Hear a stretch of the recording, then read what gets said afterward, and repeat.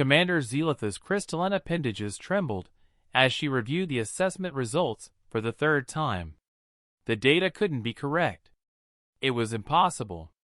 Yet there it was, glowing on her holographic display in undeniable clarity. The human cadets had completed the entire Galactic Defense Academy curriculum in 28 standard cycles. 10 years.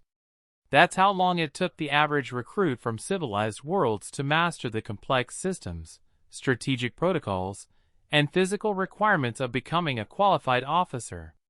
The Valorians needed 12. The brilliant Centauri scholars managed it in 8. But these humans, these bizarre creatures from the backwater death world called Earth, had done it in a single month. "It must be cheating," insisted Instructor Vrax, his 6 eyes blinking in rapid succession, a sign of extreme agitation among his species. "No species can absorb tactical theory that quickly.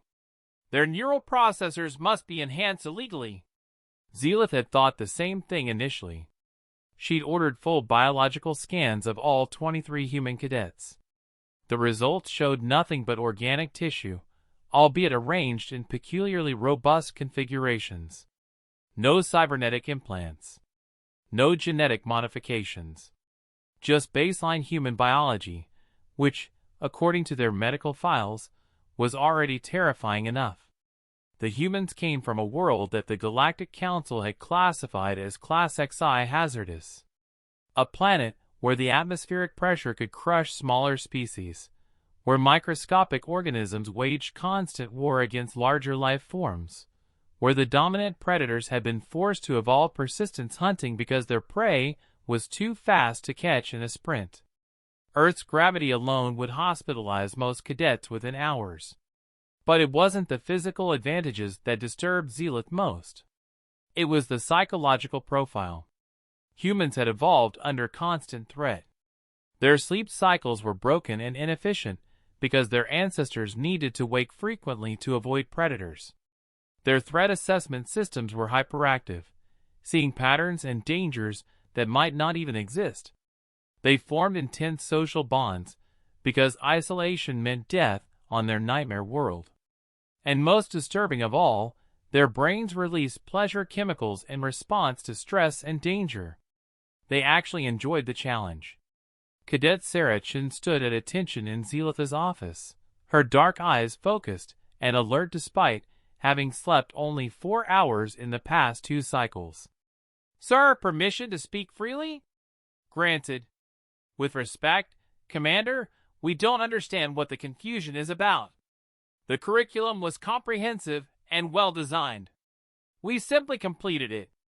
Zealotha's translator struggled with the casual tone. "Cadet Chin, you do realize that you studied materials meant to span a decade of intensive training?" "Yes, sir. We divided the subjects among the squad and taught each other. I handled xenobiology and medical protocols. Rodriguez took weapons systems. Okafor covered tactical theory. We ran simulations during meal breaks and practiced zero-gravity maneuvers during our downtime." Chin paused. "Is there a problem with our methodology? You should be exhausted. Broken. The psychological strain alone." "Oh, we are tired, sir," Chin admitted with a slight smile. "But we're also excited. When do we get to the real challenges?" That's when Zealoth understood. For species that had evolved in gentler environments, the Academy was designed to push them to their absolute limits safely. But for humans, this was just another day. Their limits were so far beyond normal parameters that what broke other species barely registered as difficult. The psychological evaluations revealed something even more unsettling. Where other cadets showed signs of stress and anxiety from the compressed training, the humans showed increased morale and unit cohesion.